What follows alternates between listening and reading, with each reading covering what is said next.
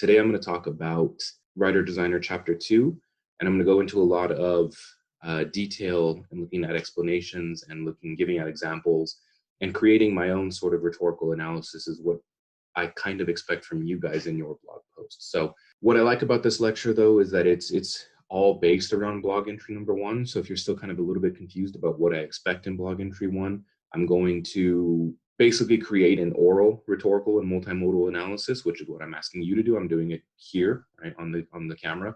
So you have an idea of what I'm expecting. And I'm also going to show you what a student's blog post looked like in the past. Let's go a little bit further into audience, context, and purpose. So we have these posters, ones that look like this, along with ones that look like this. Looking at this from a multimodal rhetoric standpoint, we want to try to figure out who is the audience, what is the purpose, and what is the context of this multimodal text. So what I want you to do for blog post number 1 is explain to me what you see and support it with the terminology and the ideas being presented in our readings. If we can focus on context first, because we know when and where this is located. These are located in the student tubes. We'll call them tubes. I'm going to call them tubes. I'm going to keep calling them that. Summer 2019, they were installed.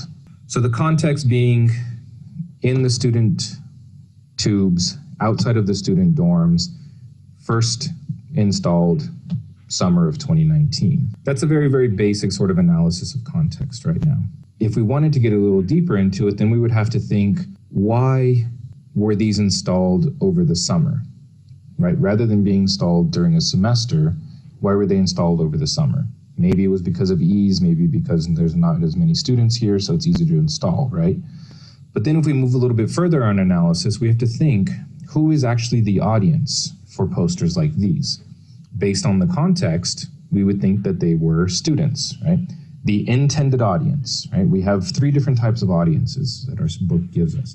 An intended audience, a secondary audience, and an unintended audience. Based on the context, the location of these posters, one would have to assume that the audience is students, because students are the ones that are passing by these posters more than anybody else, because they're located outside of the student dorms and the sports center. A secondary audience could be faculty, right, who are walking through to go to the sports center, or who are walking through to go to 6-inch or to go to A2. An unintended audience then could be outsiders from NU, we'll say, right?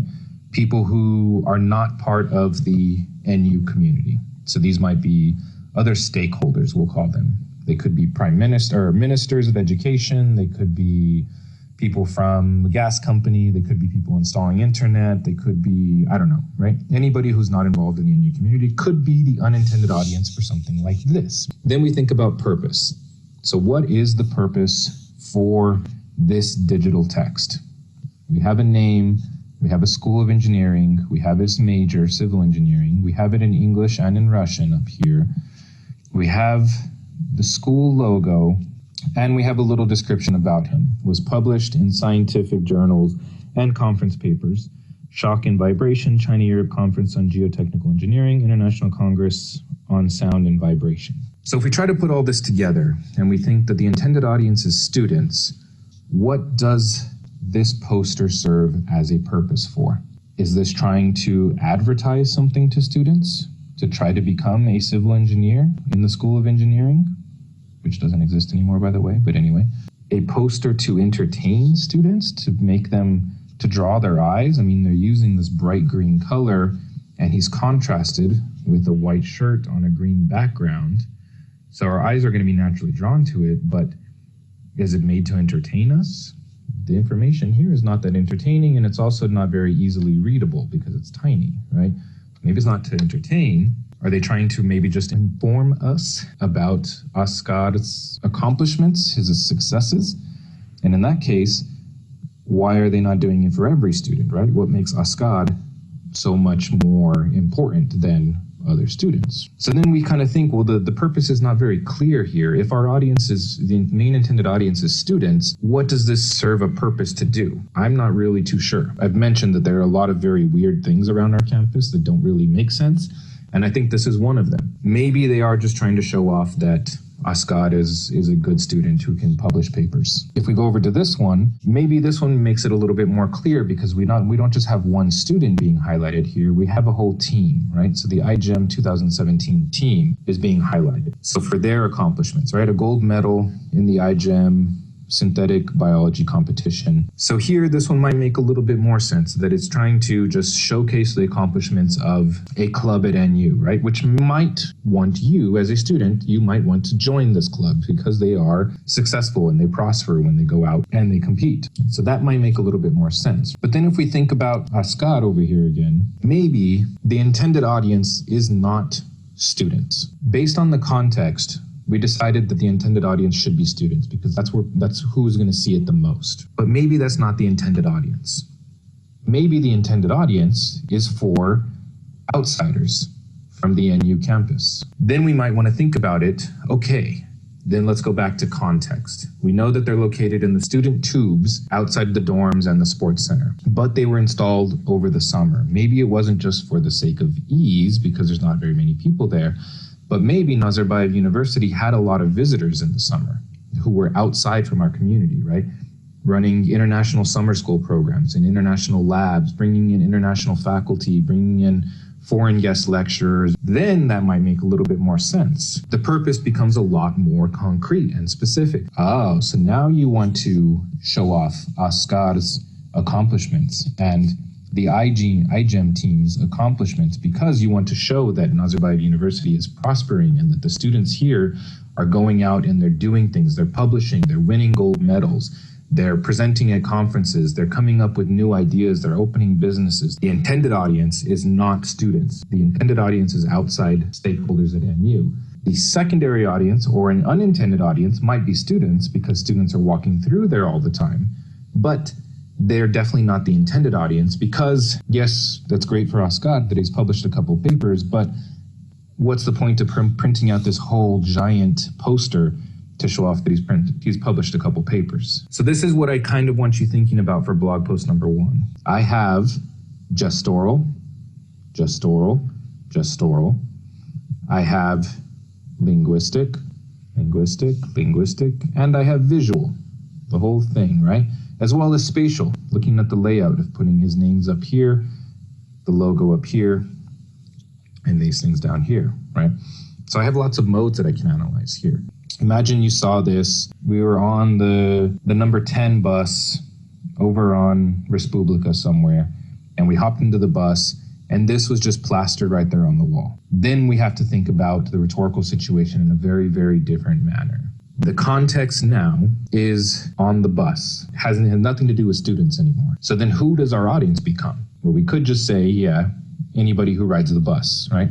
That's probably the unintended audience of anybody who rides the bus can see this multimodal text. But who might then be the intended audience and the secondary audience? Obviously, Nazarbayev University is the one publishing this. This is another clue that kind of gives it away of why these are published on campus that don't make sense, right? Why does this need to be here? We know that this is at Nazarbayev University. We don't need it to be tagged up on our campus. So this is another reason that kind of gives it away, that the context is not correct for these. We take this off and we take it onto the bus, and this is something we definitely want to need, right? Then the purpose becomes more of an advertisement. We are advertising Nazarbayev University. The audience unintendedly might be anybody who rides the bus, but more intentionally might be students thinking about applying to Nazarbayev University. The secondary audience could be parents of those students.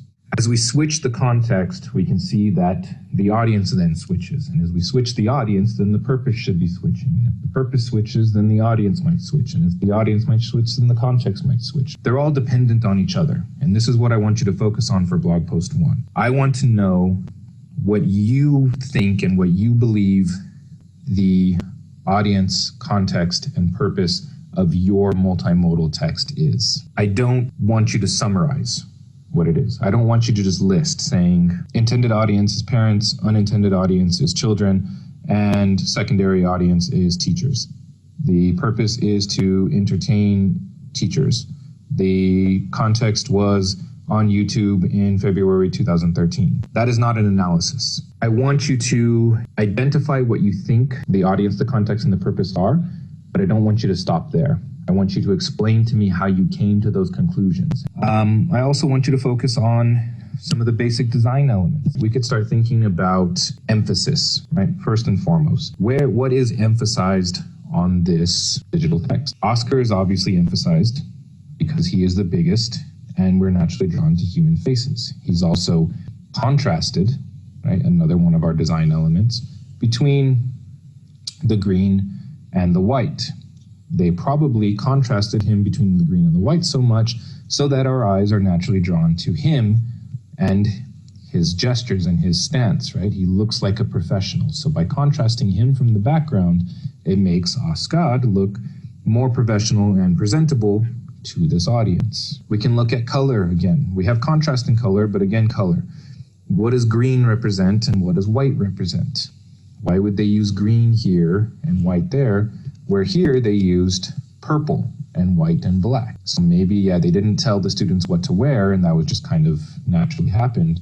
But what made them choose the color purple? What made them only highlight and emphasize last names over first names? What is the purpose of putting the Nazarbayev University logo on a poster that's already on campus? Look at the design choices and sort of how they relate to the purpose, how they relate to the audience, how they relate to the context, right? How it was being presented. Maybe if this was on the bus, Nazarbayev University might be a lot bigger, right? This whole thing might be taken up as Nazarbayev University, and Ascad's name could have come down here, right? Because the context changes, the design choices have to change. So basically, that entire video is talking about Chapter 2 of Writer Designer, the rhetorical situation when looking at multimodal text. I covered a lot of our terminology. I covered a lot of what's going on in that chapter just by looking at examples and showing you through examples. So hopefully you understood it. Hopefully you've read that chapter. If you haven't, this whole video probably made no sense to you. So make sure that you're reading those.